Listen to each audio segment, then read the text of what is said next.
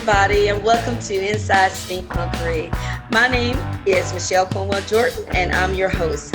Oh, I'm so excited to be here. I love chatting with authors about all things punk.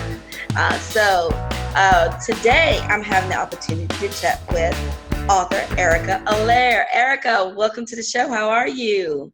I am doing great. Thank you so much for inviting me. Oh, I'm so glad that we're having the opportunity to chat.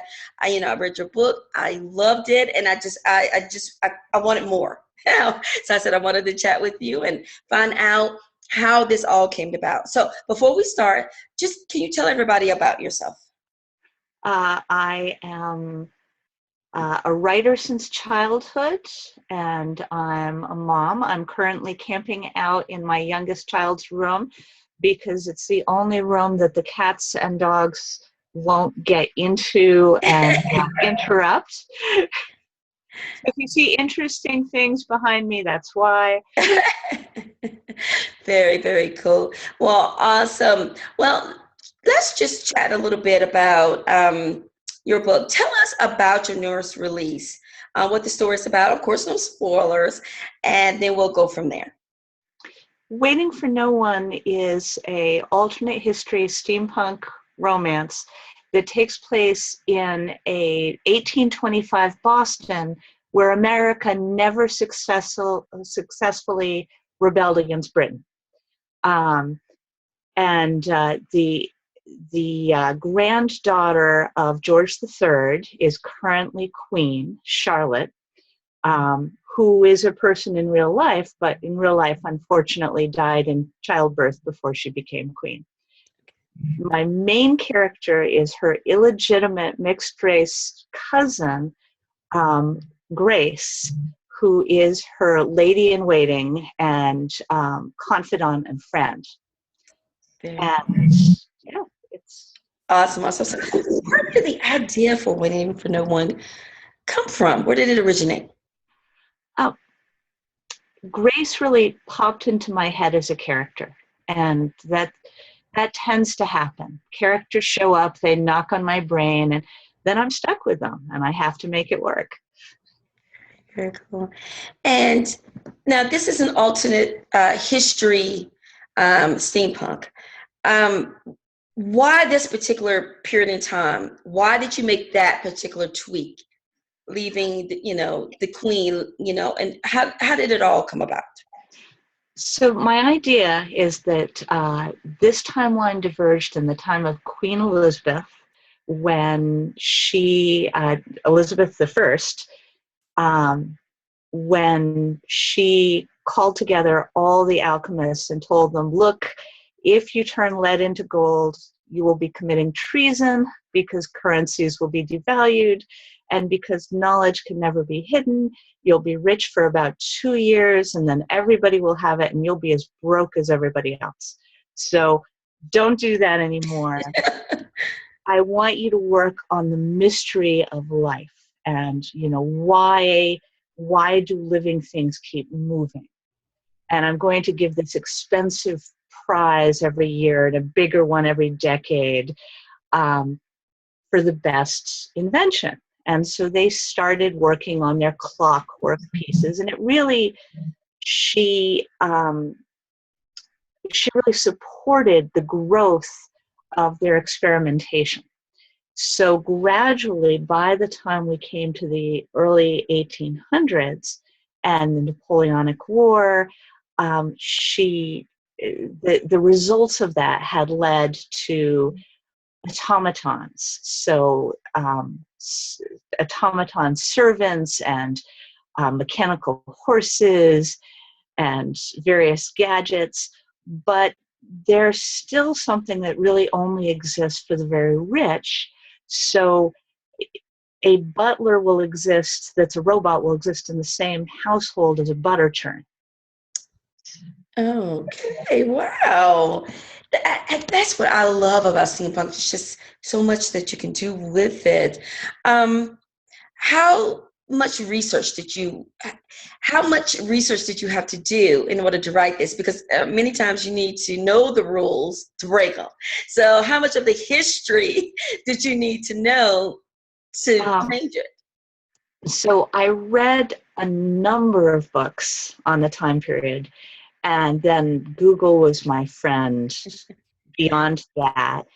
And so knowing what the history was and what the pressures were was very important to be able to say, what would this tweak do? And what would this tweak do? And is this logical? Mm. Um, so, Seems yeah. like a tough process. How long did it take you to write the book? I mean, what was But the process with that? Did you do all your research then write, or you mixed I it did, in? I did most of my research first. And then as I would get inspired, while I was writing, and I would stumble into something else, I would have to stop, do research hastily so I could get back to the writing. So while the writing was done in a marathon sprint of a month, the whole process took about a year. Was this a nano project? Oh yeah, I planned it as a nano project from the time I was done the previous year. I started planning this one and started researching this one. So, did you do the research for almost a year, and then when it was time for nano, you had it, went with it, and then it was the cleaning up. Incredible. And it's such a well-written book. I love Grace. I love all of the characters. I love the relationship between the cousins. Everything worked. Why did you, or did it just happen because that was the character that spoke with you? But why a mixed race main character? Because she said she was. And that was incredibly intimidating to me because you don't want to do it wrong.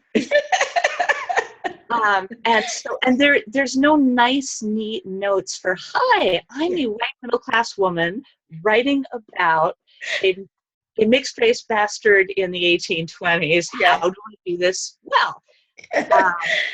But that led to a lot of my research into the minor characters in the book. Most of the minor characters are real people. Okay. Okay. Because when you mentioned that, I was thinking about the kids that they took in, and I was thinking about the meeting and the men. I was thinking about everything there, and I was thinking it just had such depth, and everything just worked. I'm a writer, and I have no words, but and so the majority of it was making sure that you were pretty true to Grace's voice. Is that what you, yes, and her station and situation in life?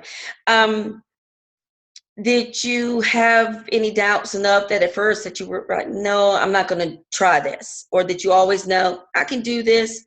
Because you can research something, but still translating it, that still is tricky. But you accomplished it. Perfect. I wanted to write this book, and I could not whitewash Grace. So those two things, I could have given up, but I am terrible at giving up. You're like, no. I have to figure out how to do this, because it was actually the company I worked with, CHBB, was really good about letting me provide my own picture for the cover because I couldn't find it's hard. Good, young, attractive Black woman in steampunk situation, the right time, the right dress. Couldn't find it. So I called out, and I had a couple of friends who were like, no, not going to be on a book cover. It's not going to happen. Then a friend of a friend was a model, and she was only 19 when she did that shoot. Really? Yeah, I know. Isn't she gorgeous? Very mature. Very mature, good head on her shoulders. I really enjoy her as a human being. So I definitely want to chat about that. I mean, creating your own photo shoot, that had to be fun. So I do want to touch base with that. But before we leave this particular area, how and as you said, that is a challenge, and with so much in the media about because there were so many topics, and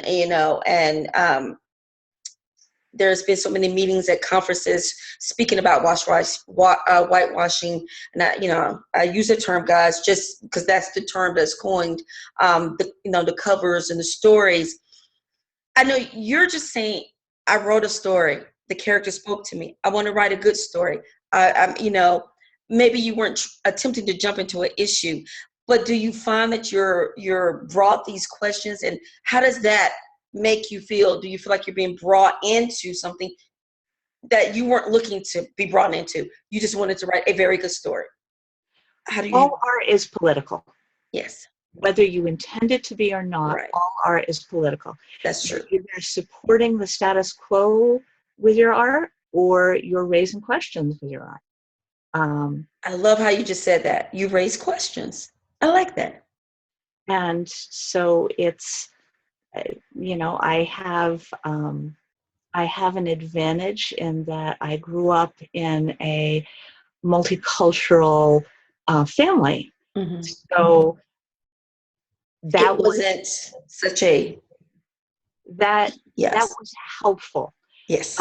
In terms of when I go to write a story, I don't have a default character. Okay, that's good. So I don't have all right, my character is going to be a white woman of 18 to 25. I don't have You don't do that, right? As my default. Just whatever it is, whatever your character says. Whatever the story wants to be, that's what it's going to be. Whoever my main character is, she or he will talk to me and say, "Oh no, honey, you're doing it wrong." And we're also saying, on the flip side, now that you have written such a successful book, that doesn't mean, as you said, oh, you're going to stick with this particular Grace-like character. You may veer off. No. So I love how you say that. It's just whatever your muse, whatever your characters are saying to you. So I think that's perfectly said. We are switching a little bit. We touch base on the steampunkery of it. Your gadgets, cool gadgets. I remember the just the different things and the items, and it was just so cool. How did you come up with your gadgetry? I can't even say the word. Your gadgets. It's partly what does the plot want? Okay. So I'm going to need this. All right, how do I make that fit into the story? Yes. And partly it's, well, what would I want if I was creating things? Mm-hmm. And I think that's one of the tough things about steampunk, and I've spoken to other writers that are new to it, pretty much like I am, and coming up with those inventions. I mean, how do you form them in your mind? To have that certain type thing. I've heard different responses from taking something that is already in existence and adding an extra, or just something completely from the creation. So how did you do it? Was it just something that was already here and you tweaked it to fit your story and what they needed?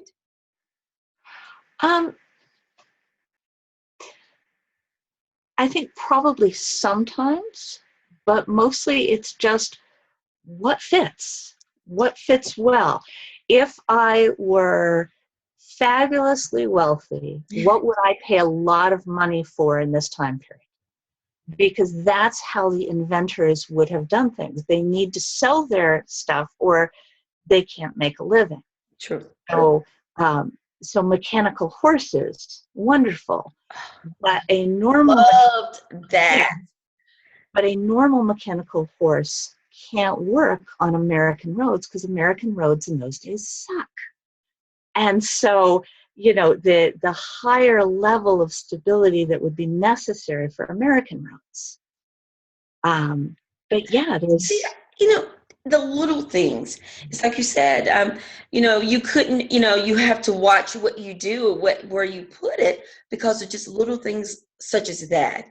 And I think that is awesome because someone would notice. Someone, it would be picked out.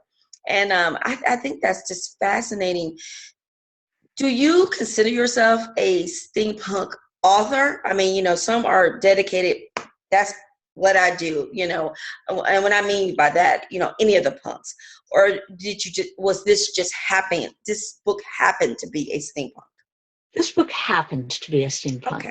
and there was a novella before it, and the novella is what sparked Grace in my mind, because the novella mentioned the Queen Charlotte in passing, and that is what stirred in the back of my mind and caused Grace to be. And it's fun. I really enjoy it. But there's probably no genre that is entirely off the table for me in the future. Mhm. I can't see myself doing a standard Western, but Weird West, sure, why not? There you go. Yes, and Um, exactly.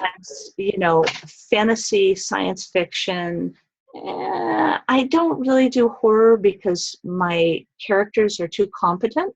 And if you give them a few minutes to think about things, they make things work. So, I love it. well, the difference between horror and invention is horror is about the dissolution of the self, and adventure is about the triumph of the human spirit.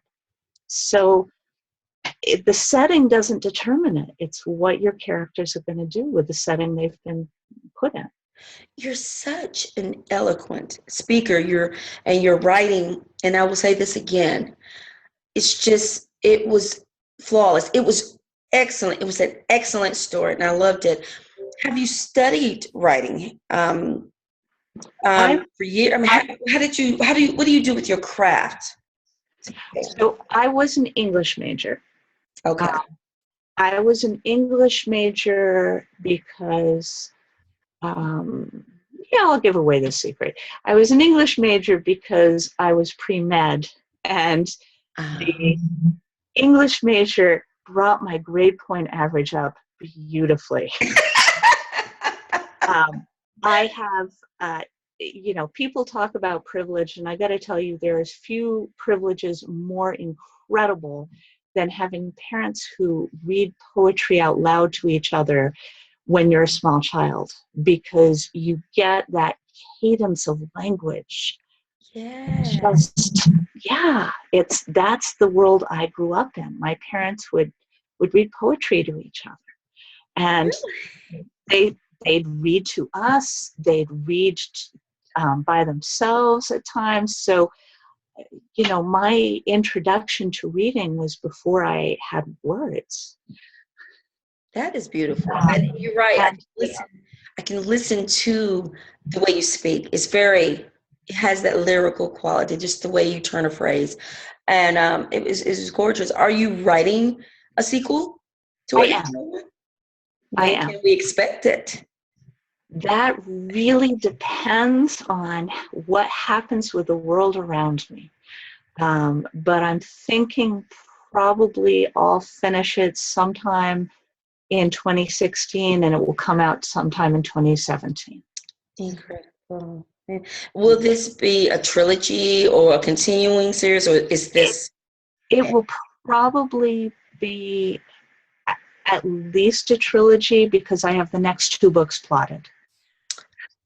And the next two? The Wow. next two, yes. I mean, not plotted out. I have maybe a 5-page summary for each of them, and then I've started the next one. But the next one is, all the romances where the heroine dresses as a boy. Yes. Yeah, well, by the time I was 12, that would have been impossible for me.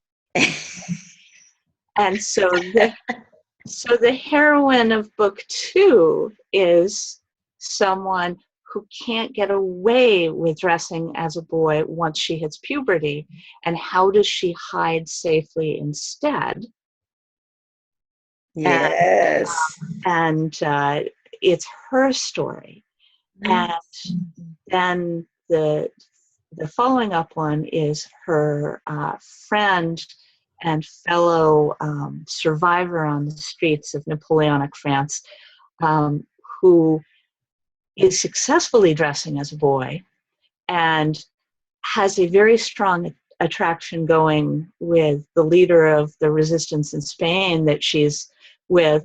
And she has no idea if he has guessed her secret or if he's going to be very, very disappointed. That's what is just because I chatted with you on the radio show, and you do have a soft voice, and in person, everything, but your characters are feisty, and just and the way you think and your storylines are, you're like, wow. It's very, very cool. I can't wait to read that. That's going to be awesome. A little bit more about the steampunk, since, guys, this is a steampunk show. Do you do the dressing now? Do you do the conferences and the conventions, or the alternate personas? If so, what is your persona? Where have you gone? I have not yet. Mm-hmm. I am really interested in looking into it. Life has been fairly insane. And the only way I'm still able to write at this point is that I gave up watching TV after Lost went off the air. And that's my writing time. Lost. I love it. So hopefully in the next few years, things are going to calm down enough that I can do more of it. And it's tricky because Erica Allaire is, in its own way, a persona. This is true. Because we all have, and I've talked to friends and they agree, there's the Mary who is a mother, and there's the Mary who works, and there's the Mary who's involved with her hobbies, and then there's Mary when she's kicking back and all her filters are gone, and those are 4 different people. Mm-hmm. Mm-hmm. That's true. And I heard a business or a leadership podcast or something, and they were saying that the author or the business, we're our own brand, we're our own, and you're right, that is, we all share different hats and personas in different places. Like today's a great example. I had a radio show, so I was hosting, and here I have on the hat, and then I'm going into another interview, no hat, but just Michelle. So I see what you're saying there. But you do see yourself maybe doing the conferences and the conventions. Do you believe you'll always do steampunk, or I know you've answered that. You said you may go off into other things as well, correct? Right. Okay. Yeah, definitely other things. I have a story for a really incredible project that is supposed to go to Kickstarter any time now, Clash of the Titles, which is a different steampunk universe than Grace's.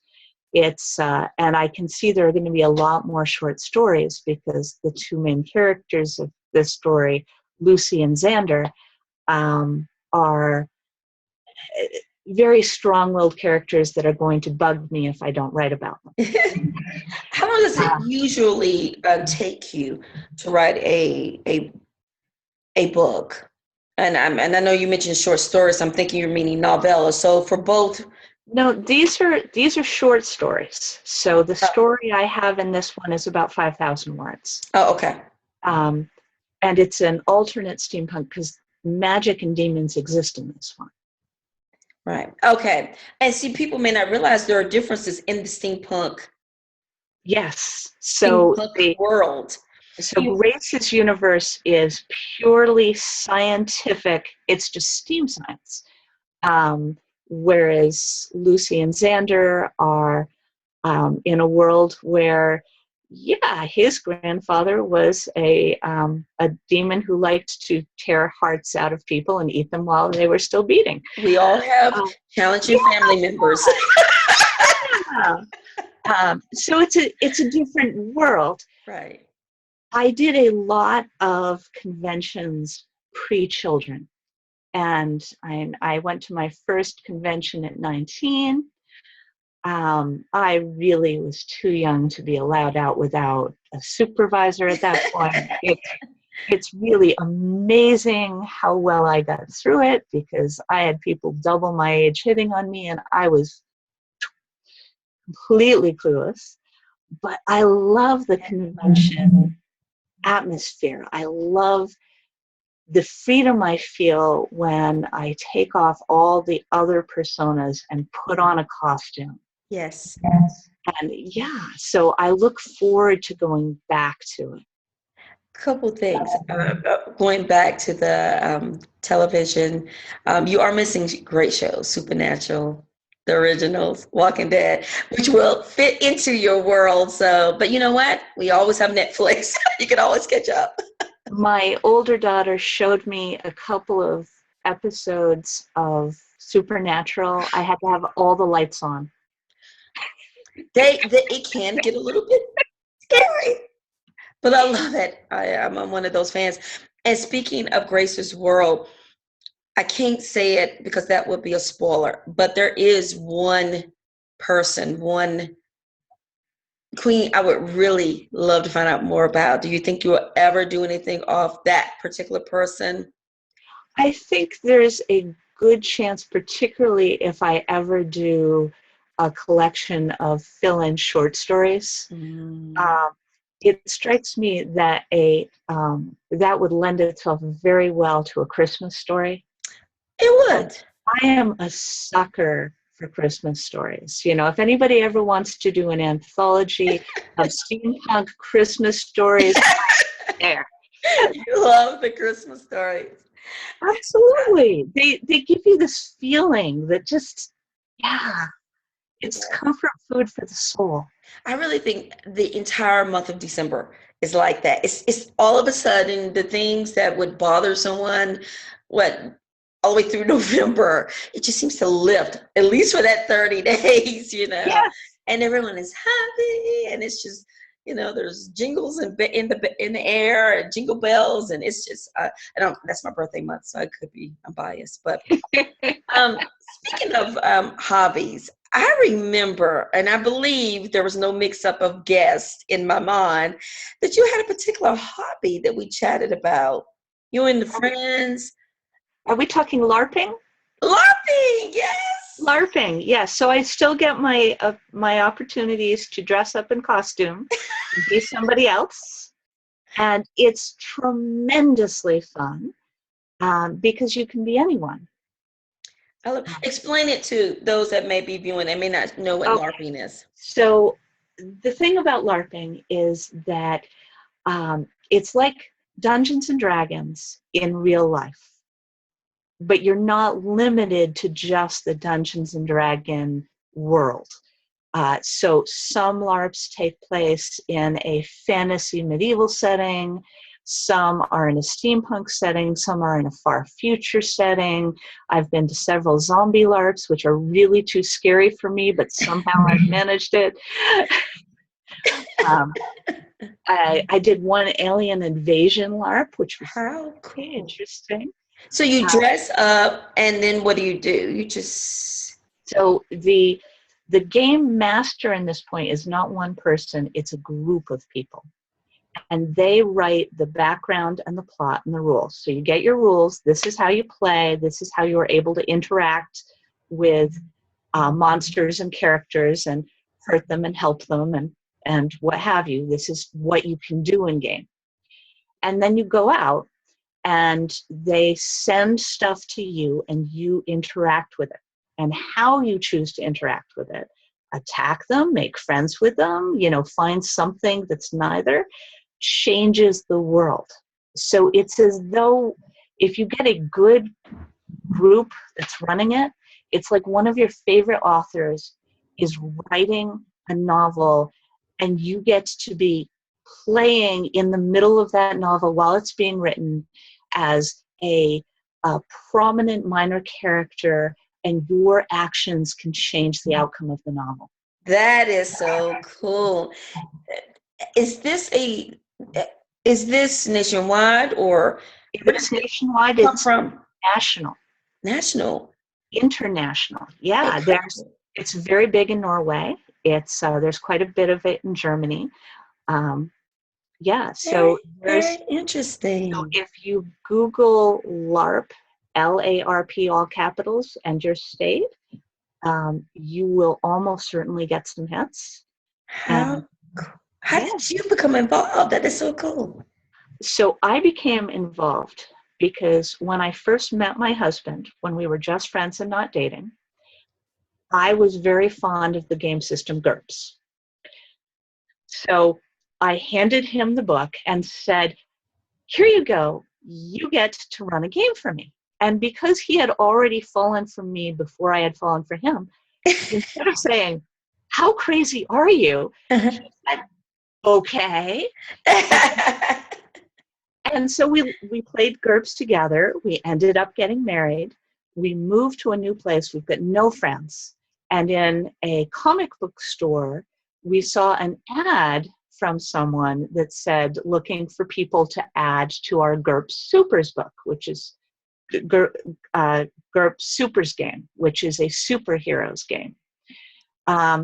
So I called them up and said, hi, my husband and I are interested in finding a non-smoking gaming group. Give me a call back. And it turned out they were a married couple. All the other people who had started out had flaked. And they became good friends, and they were part of a LARP. So they brought us to one. We spent our first event Friday night, because the LARPs start Friday night and go till about noon on Sunday. Friday night, the town is ruled by werewolves who are now in charge. And we're running for our lives through the woods in the darkness for the rest of the night. And, things unwind through it. And I realized on Sunday afternoon that all the stress knots in my neck and back were completely gone. It was a really wonderful thing. I just had this thought, though, so much. That's like a great story idea too. People out there LARPing, and you never know what can happen. Real werewolves. See, my mind, I just messed up the mix. Well, yes, obviously. I love it. I'm gonna look that up. I think that is awesome. Very, very cool. So, what do you do? Well, I know you do that. You LARP, and you have a big family too, correct? I have two children. Mm-hmm. A husband and a elderly mother-in-law who lives with us. Okay. I don't know why I was thinking like 5. Because I am one of 13 kids. That's where it was coming from. Yeah, but, so I consider my family small. What do you do when you do have a down moment to relax? Hobbies? What do you do? Well, I know the LARP, but if I'm not reading or writing or parenting, there's not a lot more than that. Yes. But we have a sip and paint place near us that friends and I will go to sometimes. If you've ever done one of those parties where you have an instructor that's like, here's how we're going to make this simple painting, and talks you through it, and they sell Mike's Hard Lemonades and similar, and how cool. And just relax and there and relax and paint. Nice. Very nice. I was just thinking, we were dealing with the steampunk and things like that. What Pride and Prejudice with zombies? I want to see that. Have you seen that? I haven't seen it yet. No. I think that would be cool. Who are some of the authors that you do enjoy? When you say you read a lot. Who are some of the authors that you read that has influenced you in some way? Maybe you're right. So in the early days, Andre Norton and Robert Heinlein I read in very early on, like from childhood. My comfort food reading now is Mary Below, Jane Ann Krantz. Yes. And I love, and have you read N.K. Jemisin? I haven't. Oh my God. Start with 100,000 Kingdoms. She will blow your mind. She is incredible. Nice. And I do actually read men once in a while. I come up with my list, and it's almost entirely women. But Neil Gaiman, very worth reading. But I do tend to gravitate more towards female writers because my feeling is that they, on average, develop the characters better. Nice. Very, very cool. Wow. Well, oh my goodness. So now, what does your family think about your writing and you have your book out, it's successful, you're planning, 2 more, and then many more projects after that. What is your family? What is some of the feedback? My husband is 100% supportive. Awesome. We write together under a fake name. Oh, and my older daughter is fairly bored with it because she's 17. My I'm pretty much bored with everything. younger daughter is incensed that I wrote something that she's not allowed to read yet. She is 11 and she loves, everything that I write that isn't romance, she reads. Nice. But, it's like, no, she's 11. I'm not going to have her reading sex scenes. Yes. Even though they're sex positive and consent culture. Yeah. No. So. Nice. Very nice. Okay. Wow. Well, what do you think would be some advice that you would give authors just starting out? What would you say for them? You have to write at least 10,000 words of crap before you come up with anything good. So if you haven't already done that, you need to get on that now and not worry that it's not living up to your standards. Yes. Because it's not going to. The first 10,000 words, they're a throwaway. Mm-hmm. Very cool. And once you've got past that, then you're going to start refining. Then it'll come. And so where do you see yourself? What is the end goals? I mean, some people have different end goals, They want to one day be able to just, that's what they do, write full time. Or others are, I'm happy writing for myself, or a mix of the two. What is your end goal? What do you see yourself? So I've got a tier of goals. I don't think I would just write until retirement, because if I don't give advice to people professionally, after 2 weeks, I'm giving advice to strangers on buses. It's not going to work. So I need to keep working at my day job. But I would definitely love to be able to cut back my hours. But success for me, I think, I would love to sell a book for a professional rate advance. Yeah. That would be huge. If we're getting up into the dream stage, I would say that would be hardcover. People writing filks about my characters at cons. And the sky high pie in the sky. I don't care if I don't get it. New York Times bestseller. And I don't think it's a far jump. Your book is awesome.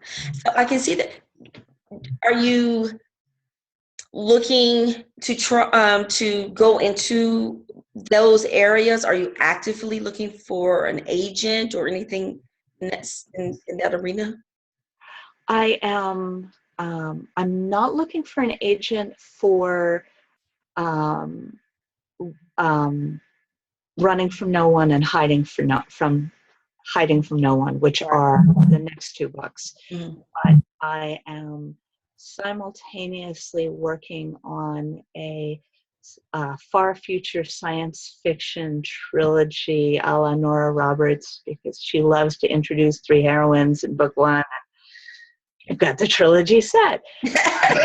So when book 1 of that and book 2 has a nice plot outline, I'm going to start looking for an agent for that. Very nice. Very cool.